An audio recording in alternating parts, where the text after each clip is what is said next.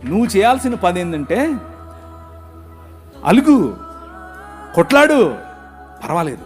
ఎందుకంటే ఆయన నీ నాయన, మీ నాయన, నీ తండ్రి. ప్రియులారా, దేవుని యొక్క కృపారమైనటువంటి కృప అంత అక్కర్లేదు. నాయనా ఏంటిది అన్ను చాలు. నువ్వు గొప్ప గొప్ప ఫ్లవరీ లాంగ్వేజ్ మాట్లాడక్కర్లేదు. ఆయనకు అదంతా అవసరం లేదు. నువ్వు పల్టీలు కొడితే, నువ్వు ఉపవాసం ఉంటే, నువ్వు ఏదో చేస్తే ఆయన నీకు ఇస్తాడు. నేను కొట్లాడే ఆయనతో. ఎందుకు? నా బిడ్డకి ఎందుకు? ఆయన అన్నాడు, ఒరే, ఒక ప్రశ్న వేసాడు. ఒరే, నీ బిడ్డ అనుకుంటున్నావా?